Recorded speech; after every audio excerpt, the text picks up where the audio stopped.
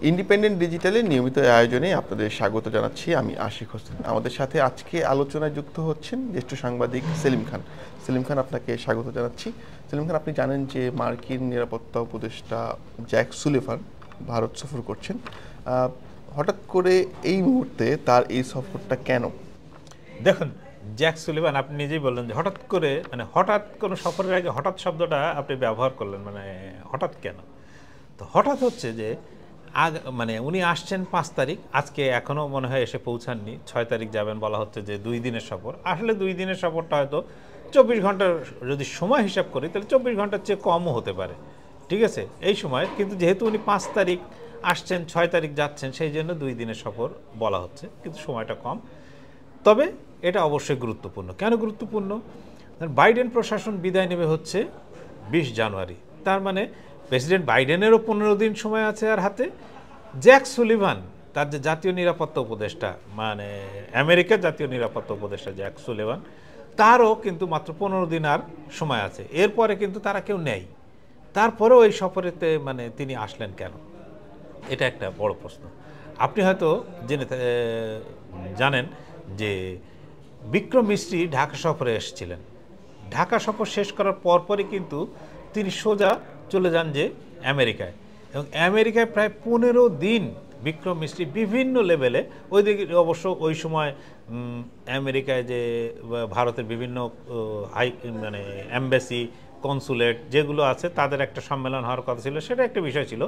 কিন্তু তাদের উদ্দেশ্য ছিল যে বাইডেন প্রশাসনের সঙ্গে তাদের যে সম্পর্ক, সেটার একটা র্যাপ আপ করা, এবং একই সঙ্গে নতুন যে ট্রাম্প প্রশাসনে যারা আসছেন তাদের সঙ্গে একটা সম্পর্ক গড়ে তোলা বা সম্পর্কের সূত্রপাত ঘটানো। কারণ ট্রাম্প প্রশাসনে এবার নতুন নতুন আসছেন, নতুন নতুন লোকজন আসছেন। আপনার ভারতের পররাষ্ট্রমন্ত্রী এস জয়শঙ্কর আপনার সেখানে 6 দিন ওয়াশিংটনে কাটিয়েছেন।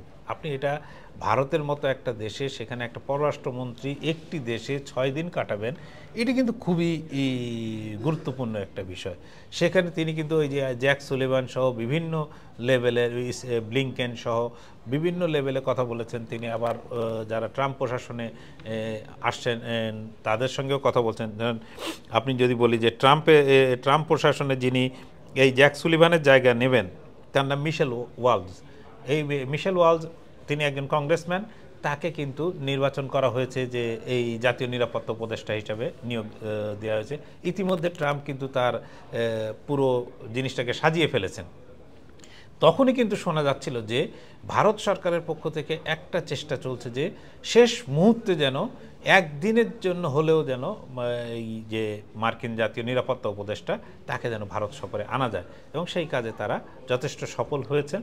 এবং সফল হওয়ার মূল কারণ হচ্ছে যে ভারতের সঙ্গে, ভারতকে আমেরিকা চাইলেও মানে আর অস্বীকার করা বা ফেলে দেওয়ার মতন জায়গায় ভারত তাদের নেই। স্ট্র্যাটেজিক পার্টনার হিসেবে ভারতের গুরুত্ব এখনো পর্যন্ত আমেরিকার কাছে সেভাবেই আছে। সেক্ষেত্রে এই যে তিনি আসছেন, বিভিন্ন স্টেক হোল্ডারদের সাথে তিনি কথা বলবেন, তো সেক্ষেত্রে কোন কোন বিষয়গুলো আলোচনায় আসবে বলে মনে হয়?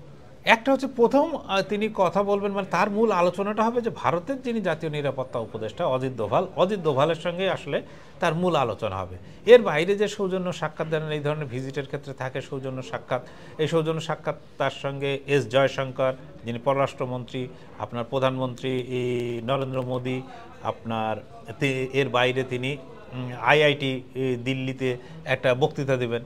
আইআইটি দিল্লি বক্তৃতার একটা বড় বিষয় হচ্ছে যে সেখানে ভারতীয় ছাত্রদের যে এখন যে H1B ভিসা, যে ভিসা নিয়ে আমেরিকার সঙ্গে একটা টানাপোড়েন চলছে, যে ভারতীয়রা আমেরিকার থেকে অভিযোগ ওঠা শুরু হয়েছে যে ভারতীয় ছাত্ররা সব গিয়ে নিচুর সারিতে ঢুকছে এবং আমেরিকানরা তাদের মেধা যোগ্যতার কাছে আউট হয়ে যাচ্ছে, এবং ধীরে ধীরে তারা উপরের পদগুলো দখল করে ফেলছে। আপনি যদি এখন দেখেন গুগল, মাইক্রোসফট, তা এইরকম একাধিক বড় কোম্পানির ইয়ে হচ্ছে ভারতীয়, মানে সিইও ভারতীয়। বলা হচ্ছে যে সিলিকন ভ্যালির প্রায় 30 থেকে 40% স্টার্ট আপের মালিকই হচ্ছে যে ভারতীয়রা। সে হতে পারে যে ভারত থেকে যাওয়া ফার্স্ট জেনারেশন, অথবা ইন্ডিয়ান অরিজিন ভারতীয়। ফলে আমেরিকার সঙ্গে ভারতের এই একটি গুরুত্বপূর্ণ বিষয়। কিন্তু গুরুত্বপূর্ণ সবচেয়ে বড় বিষয় হচ্ছে যে বলা হচ্ছে যে আমেরিকা চীনের থেকে মুখ ঘুরিয়ে নিচ্ছে। তো মুখ ঘুরিয়ে নিলে ভারত এখানে চাচ্ছে যে যে ইনভেস্টমেন্টগুলো চীনে, আমেরিকার ইনভেস্টমেন্ট বা বিনিয়োগগুলো চীনে যেত সেইগুলো যেন ভারতে আসে। পাশাপাশি আরও অনেকগুলো আছে যে আপনার মানে কি বলবো, উন্নত মানের টেকনোলজি, এই টেকনোলজি কিন্তু আমেরিকা থেকে ভারত নিতে চায়, কিন্তু আমেরিকার আইন করে সেটা আটকানো আছে যে ভারতকে কত দূর মানে টেকনোলজিক্যাল সহায়তা দেওয়া যাবে সেই জায়গাগুলো ভারত সরকার কিন্তু প্রতিনিয়ত আমেরিকার সঙ্গে যে উচ্চ প্রযুক্তি যেগুলো তা সেটা নিয়ে আলোচনা করছে, এআই নিয়ে আলোচনা হচ্ছে। কারণ এই মুহূর্তে ভারতে যে পরিমাণ প্রযুক্তিবিদ, যে পরিমাণ বিজ্ঞানী, যে মানে ব্রেন ড্রেনের জায়গায় কিন্তু ভারত অন্য অনেক দেশকে ছাড়িয়ে গেছে।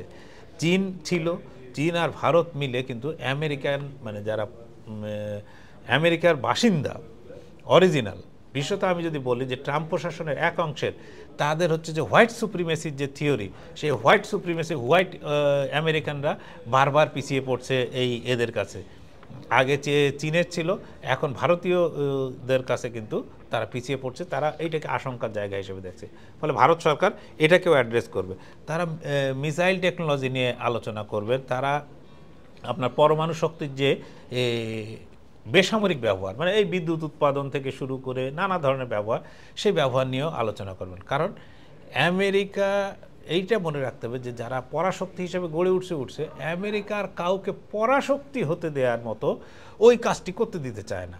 সুতরাং ভারতকেও সে ঠেকিয়ে রাখার একটা চেষ্টা, ভারত কেন অন্য আরেকটি দেশ হলেও ঠিক একই কাজ তারা করবে। এর পাশাপাশি কিন্তু গ্লোবাল কিছু ইস্যু আছে, যেরকম ধরেন যে সিরিয়ায় আসাদ সরকারের পতনের পর একটা বৈশ্বিক চেঞ্জ, বিরাট চেঞ্জ আসছে। ইরান পিছিয়ে পড়েছে, অন্যদিকে যদি বলি যে ইসরায়েল আরও বেশি অ্যাগ্রেসিভ। ফলে এরকম একটা 2 নম্বর হচ্ছে যে যদি আমরা 3 বছর ধরে চলা এই ইউক্রেন এবং রাশিয়ার সংঘাতের দিকে যদি তাকাই, তাহলে বলা হচ্ছে যে ট্রাম্প আসলে এই সংঘাতটা বন্ধ হতে পারে। আপনি জানেন যে এই সংঘাত বন্ধ করার জন্য কিন্তু আপনার নরেন্দ্র মোদী রাশিয়া গিয়েছিলেন, ইউক্রেন গিয়েছিলেন। ফলে সেক্ষেত্রেও একটা ব্রিফ হতে পারে। এর সঙ্গে আপনার ব্রিক্স, যেটাতে তারা যারা মুদ্রা আনার কথা বলছিল, অন্যান্য কিছু বলছিল, সেক্ষেত্রেও কিন্তু আমেরিকার একটা কনসার্ন আছে।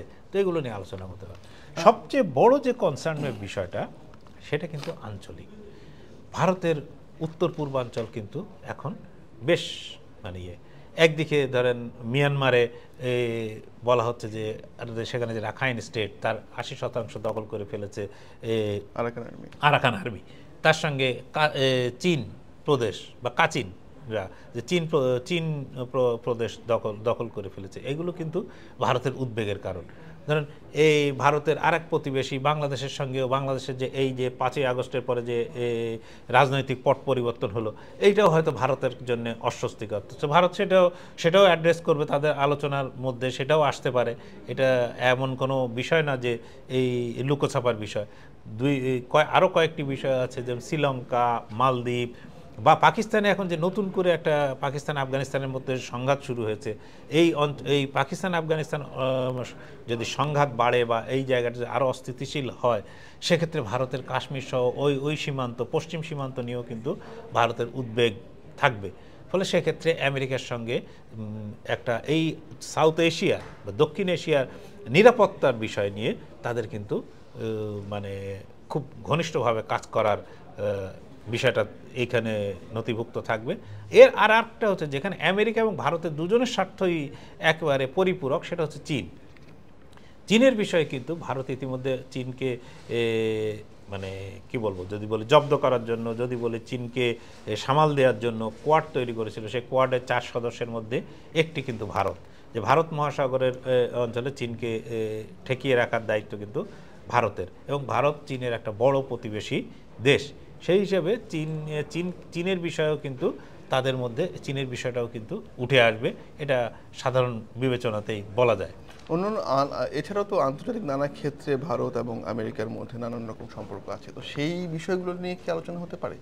অবশ্যই বিভিন্ন আঞ্চলিক ইস্যুতে তো মানে দুটো বড় দেশ এখনো পর্যন্ত, ধরুন আমেরিকা মনে করে যে বিশ্বের ওর বৃহত্তম গণতান্ত্রিক দেশ ভারত, যেখানে প্রায় 100 কোটি ভোটার। তো এই দেশের তো একটা গুরুত্ব আছে, আর সবচেয়ে বড় জনবহুল দেশ, এটা একটা বিরাট মার্কেট। যদি ধরেন 140 কোটি মানুষের মধ্যে যদি ধরেন 60 কোটি লোকও হয়, তো এই 60 কোটি লোকের বাজার তো ইউরোপ আমেরিকা মিলেও নেই বলতে গেলে। তো এই বিরাট বাজারও তো তাদের কাছে লুক্রেটিভ, এই বিরাট বাজার ধরাটাও তাদের কাছে। ফলে ভারত নানা দিক থেকে গুরুত্বপূর্ণ। আবার ভারত আরেক দিক দিয়ে দেখলে আমেরিকার জন্য অস্বস্তিকর বটে, যে ভারতে কিন্তু আপনার ইউক্রেন যুদ্ধের পরে আমেরিকার নিষেধাজ্ঞা মেনে কিন্তু ভারত রাশিয়ার কাছে তেল কেনা বন্ধ করেনি। চীন এবং ভারত দুটো দেশ যারা এরা কোনো আমেরিকার নিষেধাজ্ঞাকে তোয়াক্কা করেনি, কিন্তু ইউরোপের প্রত্যেকটা বন্ধু কিন্তু আমেরিকার নিষেধাজ্ঞা মেনে তারা তাদের সম্পর্ক রাশিয়ার কাছ থেকে ছেদ করতে বাধ্য হয়েছিল এই পরিস্থিতিতে। আর অন্যদিকে আমরা যদি দেখি যে দিল্লি থেকে ঢাকার দূরত্ব কিন্তু খুব বেশি না। আমরা যদি মানে ফ্লাইট কানেক্টিভিটির কথা চিন্তা করি 2 ঘন্টা 2.5 ঘন্টার মতো লাগে। তো সেক্ষেত্রে সুলেমান দিল্লি আসছেন, তিনি কিন্তু এর আগে অন্তর্বর্তী সরকারের প্রধান উপদেষ্টা ডক্টর ইউনূসের সাথে কথাও বলেছিলেন ফোনে কিছুদিন আগেই। তো তিনি কি এই ঢাকা সফরে আসতে পারতেন না? মানে এখানে কোনো বাধা আছে কিনা বা কেন আসলেন না, এটা কি মনে হচ্ছে? সে বিষয়টা হচ্ছে একেবারে শেষ সময় সফর। আপনার মনে আছে গত 23 ডিসেম্বর, সম্ভবত 23 ডিসেম্বর সন্ধ্যায় জ্যাক সুলিভান এবং ডক্টর মোহাম্মদ ইউনূসের মধ্যে আমাদের প্রধান উপদেষ্টা তার সঙ্গে ফোনে আলাপ হয়েছিল। ফোনে আলাপ হওয়ার পরে আমাদের প্রধান উপদেষ্টার যে প্রেস উইং আছে সেখান থেকে একটা বিবৃতিও দেওয়া হয় যে তাদের মধ্যে দুইজনের মধ্যে কি আলাপ হয়েছে। সেখানে যে কথাগুলো বলা হয়েছিল, তো এখানে বলা হয়েছিল যে সুলিভান এই আলাপের সময় ডক্টর ইউনূসের নেতৃত্বের প্রশংসা করেছেন এবং তিনি ডক্টর ইউনূস সরকারের প্রতি যে সমর্থন, আমেরিকার সমর্থন, সেটা অব্যাহত রাখার কথা জানিয়েছেন। এটাই ছিল মোদ্দা কথা। আর আপনি যেটা বললেন যে শেষ সময়ে জ্যাক সুলিভান এখানে ঢাকায় আসতে পারতেন কি পারতেন না, সেটা নিশ্চয়ই একটা বিবেচ্য বিষয়। যদি আসতেন তাহলে হয়তো এই সমর্থনকে আরও দৃঢ় বলে আমরা ধরে নিতে পারতাম, কিন্তু না আসার কারণে যে খুব ক্ষতিগ্রস্ত হবে বা খুব বিরাট কিছু এদিক ওদিক হয়ে যাবে বিষয়টা এমন না, কারণ তাদের মেয়াদ আর মাত্র 15 দিন। এই 15 দিন পরে কারা ক্ষমতায় আসবেন এবং তারা কিভাবে এই দক্ষিণ এশিয়া বা এই পুরো বৈশ্বিক চালচিত্রকে দেখবেন প্রেসিডেন্ট ট্রাম্পের নেতৃত্বে এবং তার নতুন প্রশাসনের নেতৃত্বে, তারা বাংলাদেশ, ভারত হোক আর মিয়ানমার হোক, পুরো বিষয়টাকে কিভাবে দেখবেন সেটি হচ্ছে কিন্তু গুরুত্বপূর্ণ। সেলিম খান, আপনাকে অনেক ধন্যবাদ, অনেকগুলো গুরুত্বপূর্ণ তথ্য আপনার কাছ থেকে জানলাম। আজ এ পর্যন্তই, দেখা হবে পরবর্তী আয়োজনে। ততক্ষণ পর্যন্ত ইন্ডিপেন্ডেন্ট ডিজিটালের সাথে থাকুন।